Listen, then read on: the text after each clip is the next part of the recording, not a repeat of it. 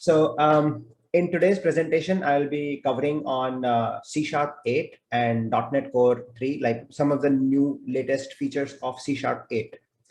Now, I know you must have some question about why C# 8, and I'm going to answer those in my slides too.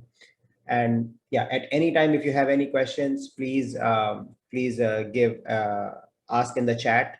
Greg is diligently answering all the questions, and yeah, feel free to interrupt me as well, and I can answer those questions. And this will be an interactive session too, so I will actually require your answers and your interruptions in between. All right, so today we'll be discussing about C# 8. Like, I know it has been out since September 2019, and after that C# 9 has been out too, if you guys haven't followed that. But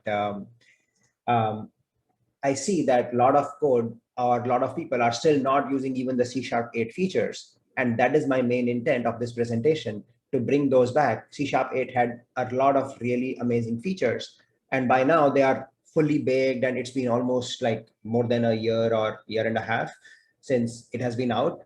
But still, like, people are not using it to its full potential. So, and some of the features are really good. Some of the features are, like, less used, or more, some of them are more frequently used. So we're gonna discuss those as well and show you that the power that C# 8, these new features that they added to C#. And we will do a separate presentation for C# 9 as well, if Greg lets me do it next month. I'm just kidding. We already have presenter for next month, but I'm just, yeah. All right, a quick intro about myself. I work at CornerStone OnDemand in Santa Monica, although I work remotely, but that's the main headquarters. I'm a lead developer there. I work in C#, React.js, SQL, and AWS. These are our main technology stack, I would say. I also have a YouTube channel. It's called Coach for Dev, where I have uploaded some interview questions and how to answer those interview questions, technical interview questions and answers. So hope that is of help to everyone. And this is my website as well, coachfordev.com. I also wrote one book called Mastering Web Developer Interview. And I do mentor people on how to crack real world interviews. If you guys need any help, if I can be of any help at any time, feel free to message me and I will do my best. All right, now for those who know me, I usually, okay, Asia, yes, definitely feel free to reach out. So for those who know me, please, like, I usually start my presentations with a brain teaser. And that is usually like a funny joke related to developers. So I will need your inputs on this. Let's see what answers people come up with. So there is a guy who is a Linux programmer, and he proposed to his girlfriend, but the girlfriend said, like, he asked, will you be my Valentine? And the girl said no. What did the Linux programmer do after that to make her say yes?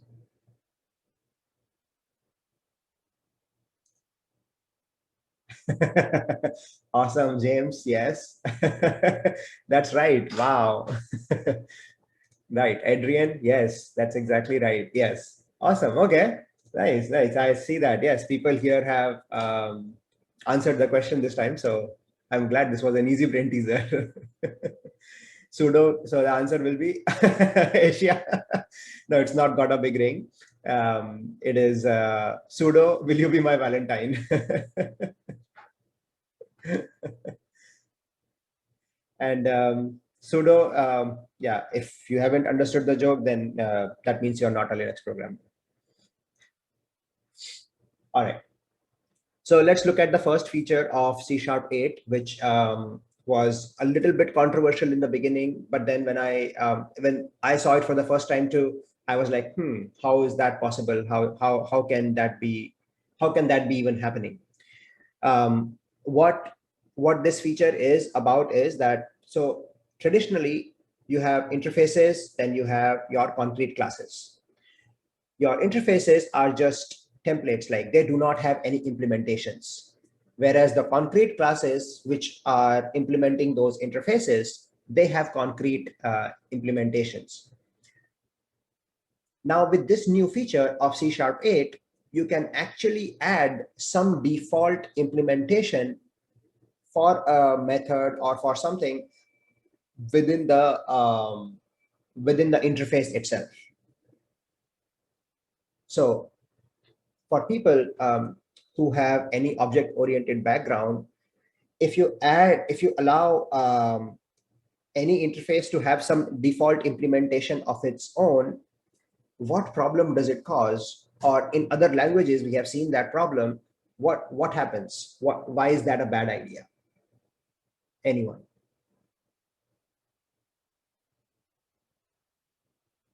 Can it not inherit?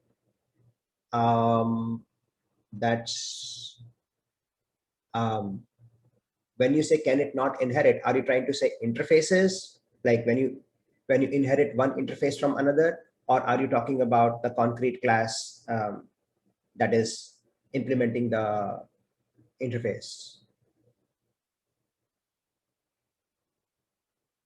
Less flexible, creates defaults that must be overridden, potentially be hidden if same signature on a base class. You have to implement the whole interface. Okay, I am not sure. Okay, Asia is saying not sure.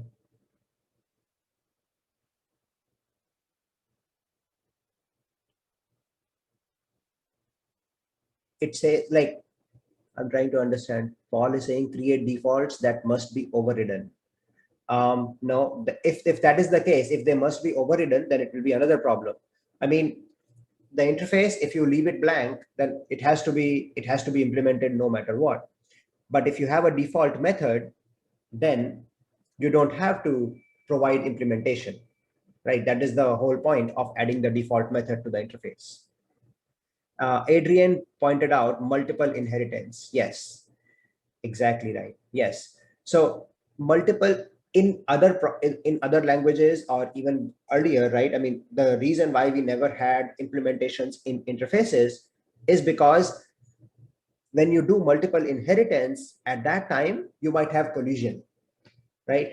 If you have two interfaces implementing same methods, and then you are now deriving your or implementing your inheriting those two interfaces from into a same class, then you don't know which implementation to take. That was the traditional problem, and that's why interfaces never ever had any implementation before. Now, by adding these default implementations to the interfaces, what is the benefit? First of all, right, I mean, as you can see that you can, once you add a default implementation, then that means that the concrete class that is implementing the interface does not necessarily have to provide an implementation, right? So that is one important part. It does not have to provide an implementation. It can use the interfaces implementation. However, the catch is that in order to use it, whenever you want to call that specific method, which is the default implementation in the interface, you will have to cast that specific concrete class into that interface, and then only you will be able to use it. Now, what do I mean by that? Let me show you an example. So for example, right, I mean, I have these two interfaces, I light 1, I light 2, and like these are the methods, like do something, do something. And inside these two interfaces, right, I have the same method, exactly same method signature. And now I have a concrete class, public class light, which is implementing both the interfaces. If I were to do that instance of light and say dot do something, then it will be confusing, like which implementation to take. However, you can't do that.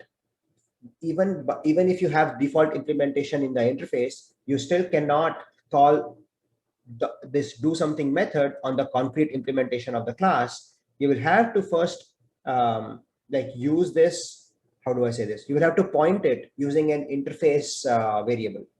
You will have to point to that, and then only you will be able to use it. So as you can see, var light is equal to new light. This is the concrete instance. And then I light 1, the light is equal to light. So here I am saying that this is the iLight1 interface, and this is the variable, and that is now pointing to the concrete class. So now I can call the do something method on the light, not on light. Does that make sense? You can do a thumbs up or thumbs down if anything is for feedback. Awesome. Lynn said yes. Okay. Joginder said yes.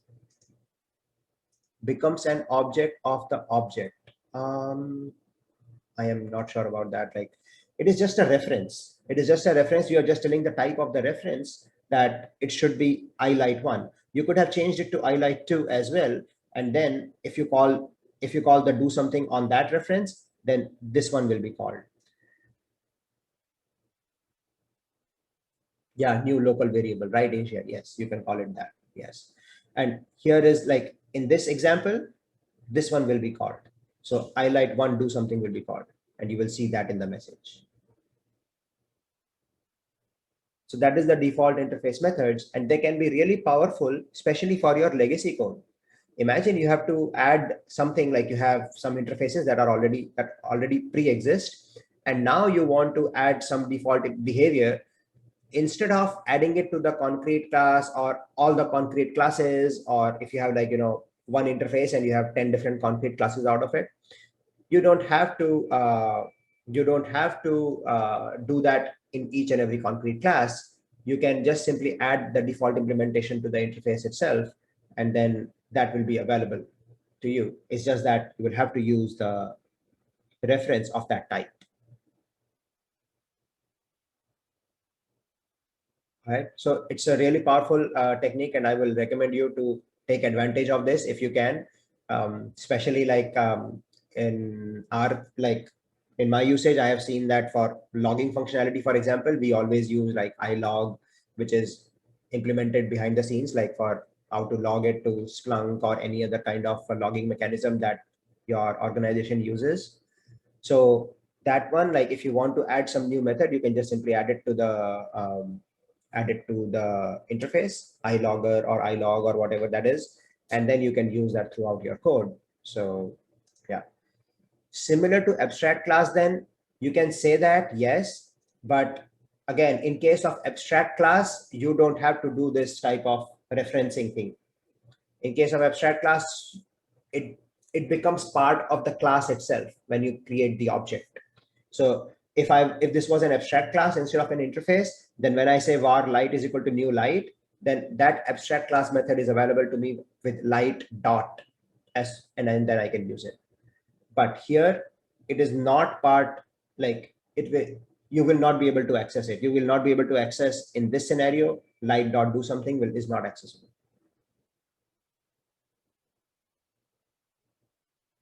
Lets you inherit the properties of both. Yes, yes, exactly. Yes.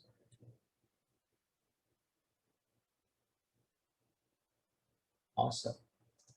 All right. Yeah.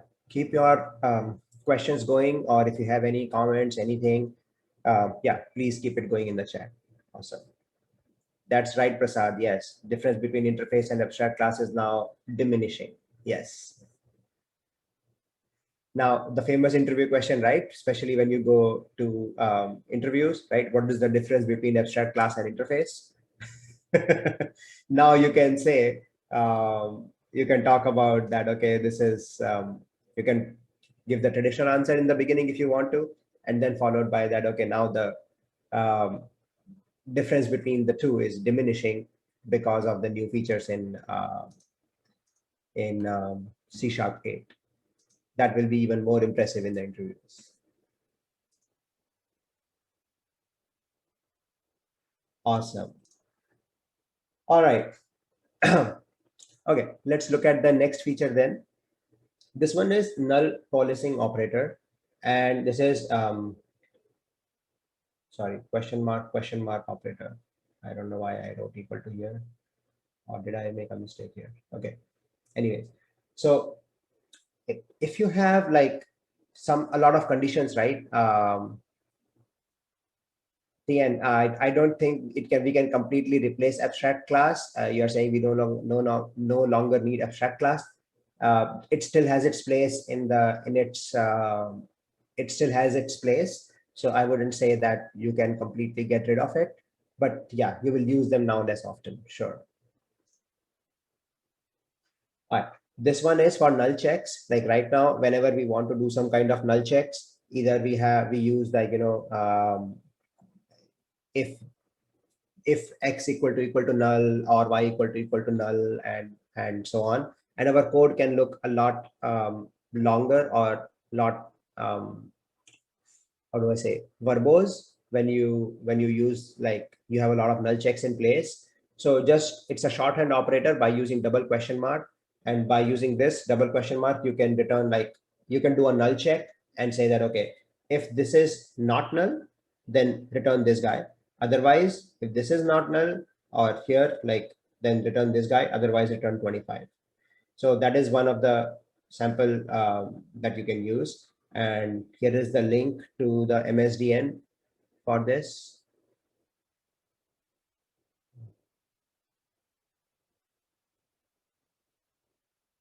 Karen will look at your code. I will need to look at, yeah, I was, okay.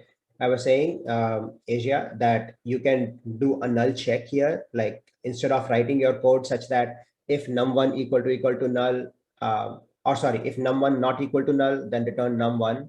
Else, if num2 not equal to null, then return num2. Else return 25. Here is this, like, written in one shorthand line, like with using this shorthand operator, double question mark, that you have basically reduced your code length by a lot by using this operator. So it's really powerful, it's really useful, and it's actually practical to use, because suppose you are hitting an API, and in that API code, like, you are getting a lot of data. I'm sure, like, yeah, everybody is working with APIs these days. So you might be getting a lot of data and you want to perform null checks at each and every point, because you never know what might come back from the API. So instead of adding all those null checks and making your code look longer and verbose, you can use this, and it will help you write your code much more in a much more concise manner. All right. Yeah, let me know if you have any questions on these. And again, I have added the link for the MSDN link for the null coalescing operator. Next is collections access.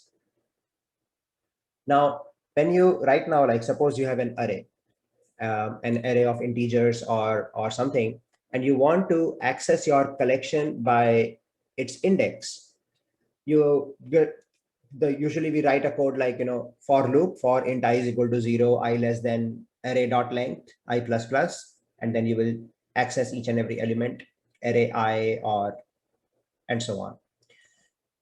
Now, in order to how do I say this?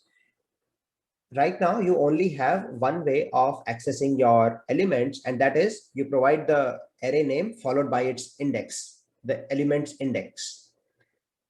Here, with this, like with C#8, there are a couple of more operators that you can use to make your collection elements access easier. So there are two operators. One is this caret symbol, and one is this double dot.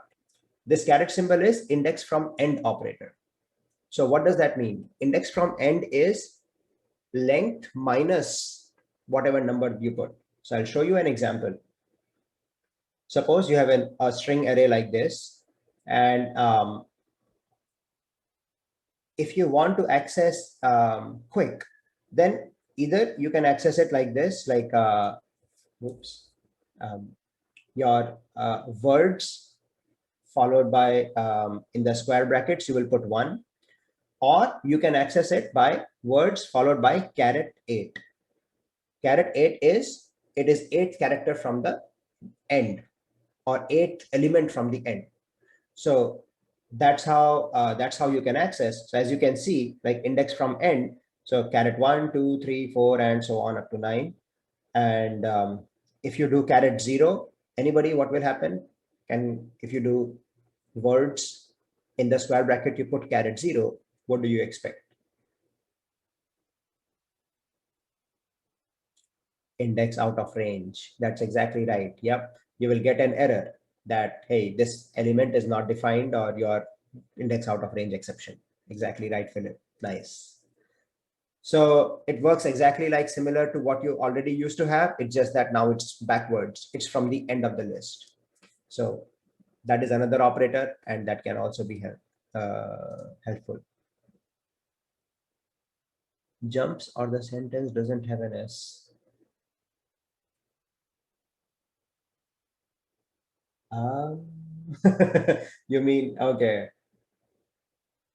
You're right. Maybe, yeah, that is missing. Good catch. Yeah, maybe S is missing. You're right. Yeah, this is supposed to have all the alphabets of the, like all the 26 alphabets, but seems like, yeah, this is supposed to be jumps instead of jumped. I did not notice that. Good catch, James. I see you have an eye for it. I did not think of that. Awesome. All right. So as you can see, right, if you were to write, I know, right, Greg? Yeah. Yep. Now, console.writeLine words and then character 1. So that will represent dog. All right. So that is index from end. Now, this is even much better, like range operator. What the range operator does is, and this is something that is more helpful, I would say, instead of rather than the previous one. I like this one better because I've been able to use this in real life code.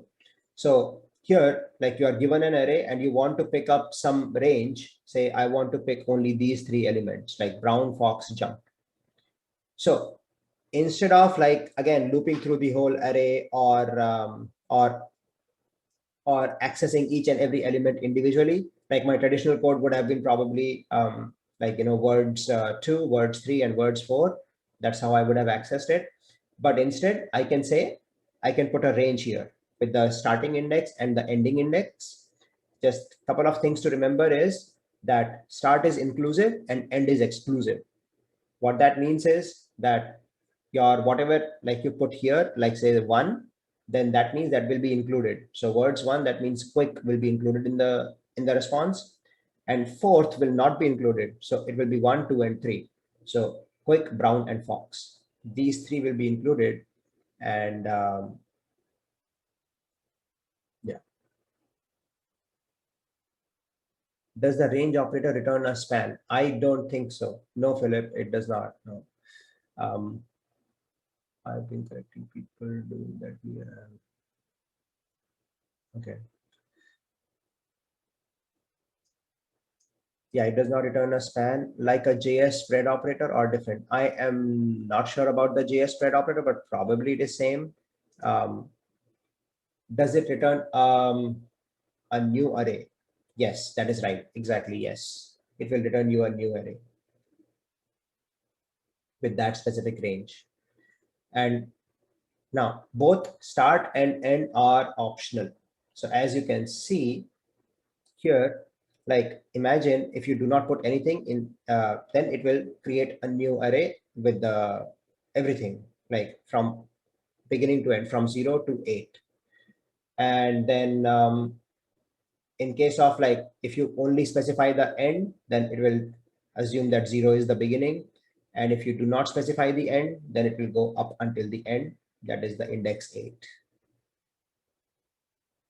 Yes, Philip. Yes, it will return you. I am not sure about this span. Yeah, but Philip, you are right. It will create a new array. Yes. And I'm not sure about the span. I don't think so. I did not see that anywhere being mentioned. But I can double check and I can get back to you on that, if that is doing something behind the scenes. But this is, again, much more useful in the real world application, that you want something from until certain index. Then you can use this, like from beginning to certain index, you can use this range operator. it will help you again write your code in much more shorthand manner.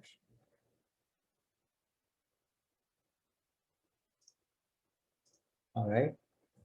Any questions so far? User index.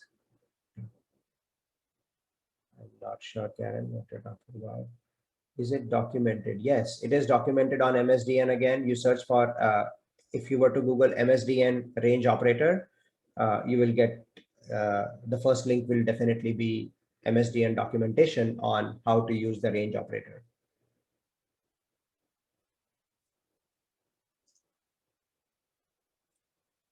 All right, next, we have some improvements in switch case as well. So switch case operator, as I'm pretty sure anybody who has written code like must have used switch case operator. You switch on a specific variable or something, and then you say that, okay, if the value like case value 1, case value 2, case value 3, case value 4, and then you have a default, and then you usually have a bunch of break statements in each and every case. My teacher told me switch case was bad. Is that true? I wouldn't say that. I have written a lot of switch cases in my life so far. Um, now, it may or may not be. It totally depends on the context, Joel. You might be able to replace it with some kind of patterns, like one of the, say, factory pattern or something. I don't know. Like, it totally depends on. The place where you are using it and how you are using it. But I wouldn't necessarily call out that saying that switch case is always bad. I wouldn't say that. Okay.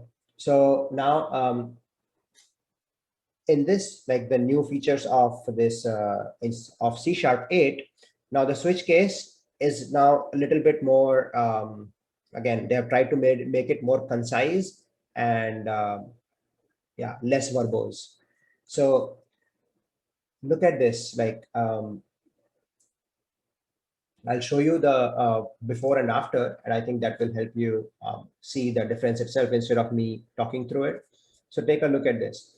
This is your traditional switch case. So if you were to write code pre C# 8, you would have written like this. Suppose you want to return something saying that return a new color, then you will say, okay, in case of rainbow.red, rainbow.orange, then return this, return this, return this, and then you have a default. Now here, instead of writing all this repetitive code of like, first of all, the case keyword, then return keyword, and like I'm trying to see, if you look at like, yeah, all the syntax improvement that you have. So here you are returning like the same thing. It's just that the code again is a little bit less verbose. Looks like it turns into a half lambda function. Yes, you can say that, Asia. Yes, that's nice way to put it. Yeah, they have changed like that. And notice the underscore. This underscore represents default. So another thing that you will see, that why it is important to learn this is, imagine if you are looking at somebody else's code, and again you will look at this switch case, and if I am, suppose, looking at somebody else's code and I'm looking at this underscore for the first time, I'll be like, what is this? I've never seen such a code in C# before. So it's really helpful to learn these features as well. And I myself saw this in one of the code reviews, which I was reviewing for another developer. So yeah, that made me go back, and I was like, let me take a look at this, on how this has all completely changed. And yeah, this is all C# 8's new feature. So again, less verbose, and you can see the difference on how it can help you write your code a little bit more concise. Any questions? What's the effect of no return statement? Yeah, there is no return statement. Yes. So it's because as I think Asia said, right? Like it's like a lambda function kind of thingy, that operator that they are using. So it will automatically return whatever you are returning here. So that will be returned.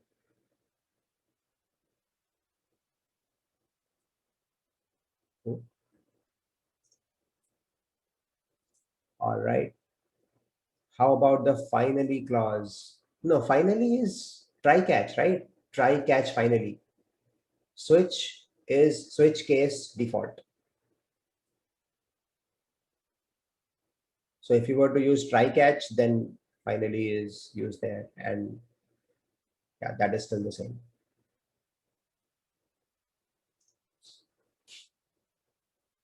All right. Okay. Next, I think this must be the last feature that probably I'm discussing today. It's about async modifier. How many people are familiar with async await?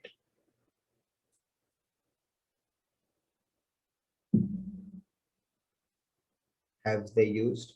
Asia is working on it. Prasad is using it. Use it occasionally. Craig uses it occasionally.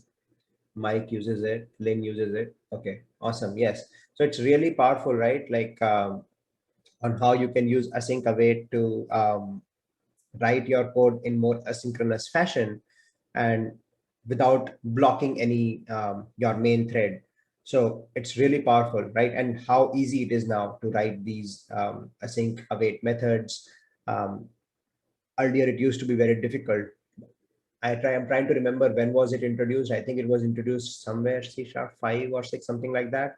I don't remember exactly, but yeah, since it has been introduced, it has been a really one of the used feature of C#. A lot of code I have seen is written using async await these days.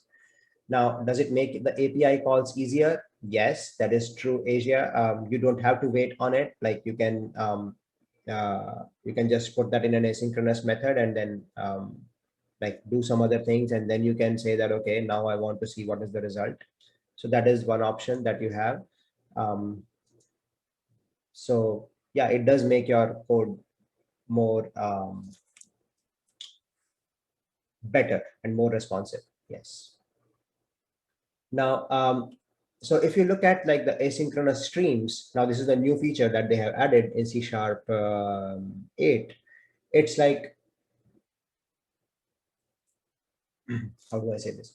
You can return a collection of something, but you don't have to return the whole collection in one shot. You can say, you can use this with yield keyword. Now, if you are familiar with yield keyword, yield lets you say that, okay, I want to return these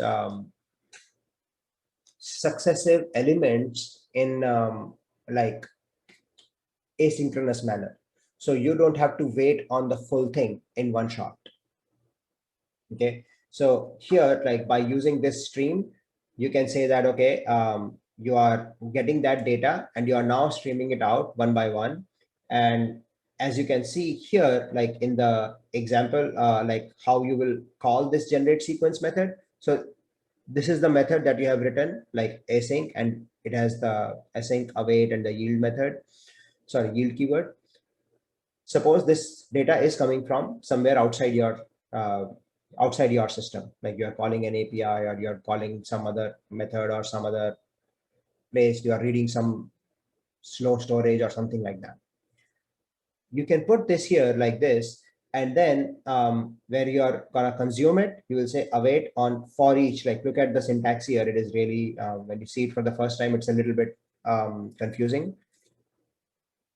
And I myself, I'm getting used to it right now. But again, look at this. Like you are saying that on for each, like whatever is coming back as a result of generate sequence. Now you are saying that, okay, loop through this and then console.writeLine number. So you don't have to worry about like getting the whole thing in one shot. Okay. So this will be, again, a really powerful feature for asynchronous programming. And if you haven't used it, then give it a shot. I know it's going to be confusing in the beginning, but you will have to get used to it with time. yeah, this will become more and more like asynchronous programming is becoming more and more prevalent, and you will have to get used to it. Any questions, anyone? Okay. All right. So yeah, so that is the main features that I wanted to highlight as part of today's presentation. Usually I take 1 full hour. Today it's done in 45 minutes, so I'm glad that it's done. Yeah, the slides will definitely be available, Asia, and the recording will also be available to you. Greg is gonna put the YouTube link on the meetup page as well, and I will highly recommend you to subscribe to our YouTube channel too. I myself am subscribed to that channel, so whenever any new video is posted, I get notified. Um, yeah. So, okay, just to quickly summarize, we discussed today the C#8 features. Like a lot of them now, they should, like it's been 1.5 years, they should be more commonly used, or you must see that code more often as compared to C#9 yet. Like C#9 is still relatively new. So yeah, try to use more of these features. It is 10:15 on the East Coast. Yes, it is. It is. Yes, I'm on the East Coast, and that's exactly right, Asia. It's pretty late here. Yes.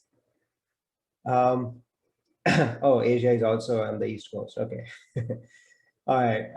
So yeah, references, I used MSDN. So MSDN is amazing, has amazing information.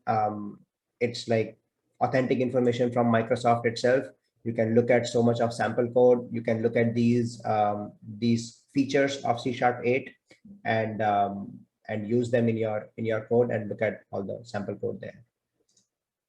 And lastly, like this is my contact info again. If you want to reach out to me, this is my LinkedIn handle, linkedin.com/in. Oh, it should have been Coach for Dev. I changed it to Coach for Dev. My bad. I haven't updated the slides here. But yeah, and this is my Twitter handle. This is my YouTube channel name as well. Again, Coach for Dev, and this is my email address. So if I can be of any help, let me know. Feel free to reach out to me. And with that, back to Greg. Thank you, everyone. Awesome. Yeah, I thank you so much for going through that. I also definitely encourage everyone to go check out the full list of features in C#8 and 9 as well. But you can hold off on 9, and we'll just have to have Abhi come back to teach that. But the C#8 in my opinion was just a huge release with a lot of these really like nice syntactic sugar type features that just cut away all sorts of boilerplate code. So I've got a lot of other favorites in there as well. So definitely go check that out. And hopefully you can start kind of cleaning up a bunch of old crufty code. But yeah, thanks again for everyone for coming out, and Abhi once again for being one of our star speakers. It was really awesome to see, again, so much participation in the chat, everyone kind of hanging out, asking questions, answering questions. Awesome to see a lot of new names and hopefully faces at some point, before too long, but definitely always really cool to see some new names in the chat and folks and hopefully we'll see you at future meetings. So like I mentioned, we've got the awesome Cosmos DB session coming up in about a month from now. We'll keep looking to schedule some more. If you have any, if anyone's interested in speaking, definitely reach out. If you have any particular topics or speakers or really anything that you want to see covered in this group, please also reach out about that as well. We're doing this for you all, for the community. So we want to make sure we're delivering what you all want to see. So please do reach out with any feedback, any requests, anything that we can do to make this as great of an experience for you as we can. But in the meantime, thanks again. Hope everyone is continuing to stay safe and healthy and all that. Hope to see you real soon. And until then, have an awesome night, folks.